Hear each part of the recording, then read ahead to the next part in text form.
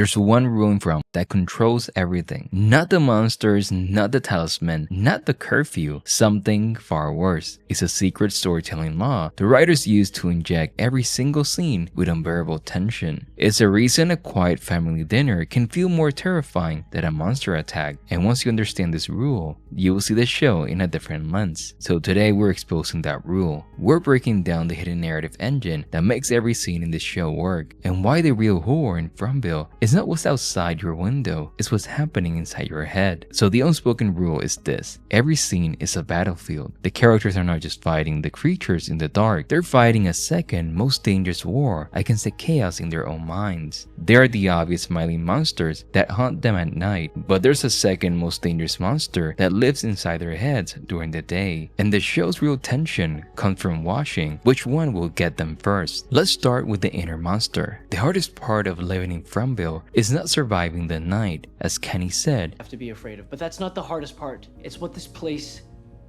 does to you. It's about what this place does to you. The town is a psychological pressure cooker, a design arena to see how long a human mind can endure before it shatters. It's designed to make you question every single thing that you think you know until you finally break. Every quiet conversation is loaded with this danger. Jim is not building a radio tower, he's holding to logic in a world built to dismantle it. But this psychological war forced a brutal choice, which brings us to the second part of this dual thread. In this town, survival requires moral compromise. The people who survive are the ones who adapt, but in Fromville, adapting means making decisions you never really want to make. Sarah, Elgin, and Boyd all made different choices for the same thing. Sarah listened to the voices asking her to hurt Ethan. Elgin listened to the kimono lady asking him to help Fatima. And then Boyd. He's not a sheriff keeping order. He's forced to decide who lives and who dies. Every choice hides justice and pain. When he chose to hide Sarah's crime, the fact that she was willing to let the monsters in and cause the death of Kenny's father, he's not just lying to his deputy, he's gambling the town's entire social fabric on the small hope that her connection to the voices might be the key to unlocking all of this. It's a later calculation, but it's a friend's betrayal. Every one of these choices is a high-stake turning point, a battle against the inner monster of guilt for the sake of surviving the outer monster of the night. This is the first part of the unspoken rule. Every scene is a battlefield. The characters are constantly fighting a war on those two fronts, against the creatures and the chaos in their own minds. But the writers don't just leave them to fight alone. They introduce a powerful and deeply deceptive tool that fuels this entire conflict, and that tool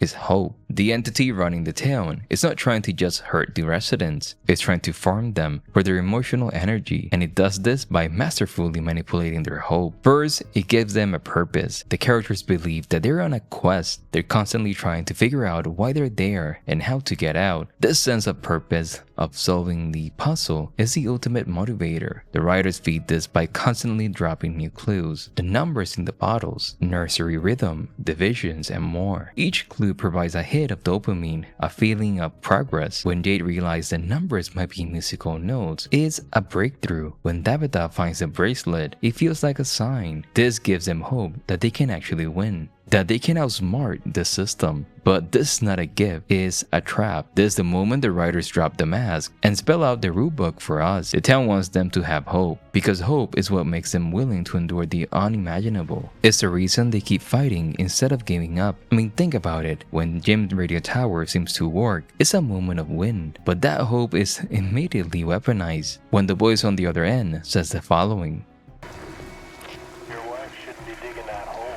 the town holds the ultimate prize, contact with home, only to turn it into a ghost. The town gives them a win, just to set up a more devastating loss. It's a cycle designed for maximum emotional damage. So the second layer of the unspoken rule is this: every moment of progress is not just the setup for the next tragedy. The writers are not building a story about survival. They're building a story about the agonizing cycle of hope and despair. Father Cathro even said it in episode 6. Chaos and faith.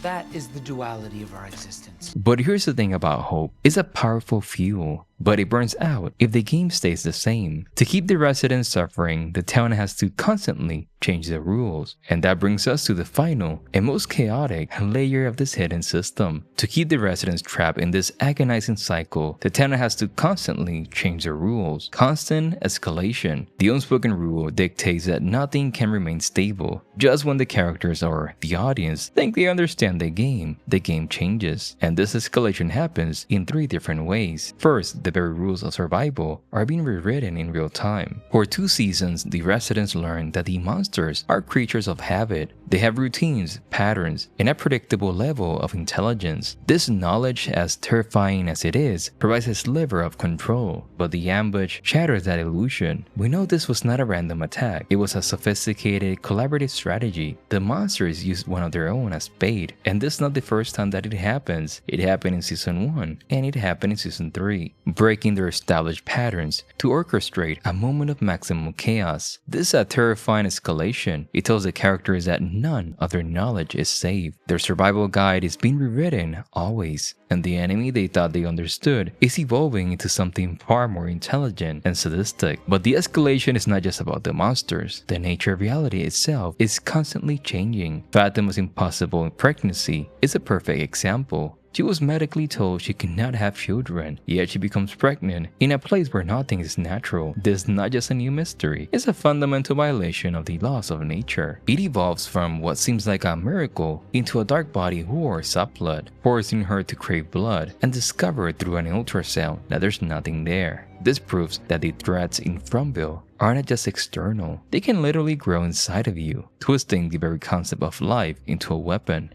The writers are constantly introducing new possible things to confirm the characters, and the audience can never find solid ground. And finally, the escalation comes from the past itself, which refused to stay buried. The town history is not calm, it's an active, dangerous force. Victor's memories are not just backstory, they're life clues that introduce new threats from the past into the present. When he reveals that Christopher, the man who went on a rampage decades ago, was also seeing the mysterious symbol, it creates a terrifying connection. It suggests that Jade is not just having random visions, he's potentially walking the same path that led to Christopher's destruction. The past is not just a story, it's a blueprint for future tragedies, constantly introducing new stakes and providing the town's cycle of violence that's been happening for a very long time. What past events will the show bring? This is the final unspoken rule. Nothing is stable, reality changes, and the past is always waiting to claw its way into the present. The writers ensure that the moment the characters solve one problem, a new, more complex and more terrifying one is already taking its place. But there's one final twisted element to the system that make it truly dangerous. It makes the residents part in their own destruction. This is where the psychological pain gets truly interesting. The town turns survival itself into a form of collaboration. Every time the characters make progress, they're forced to become part of the system they're trying to escape. And this is the final layer of the system. The town doesn't just trap people, it makes them active participants in their own psychological destruction. Every moment of survival requires their own moral compromise. Every moment of hope comes at the cost of someone else suffering. Every step towards escape demands they become more like the monsters they're fighting. And that realization is the most terrifying revelation of all. Knowledge comes with cost. When you put it all together, the rule is not complicated, it's brutal. Every scene is a battlefield between the monster in the dark and the monster in their own head. Every step forward is rigged because hope itself has been turned into a weapon. And just when you think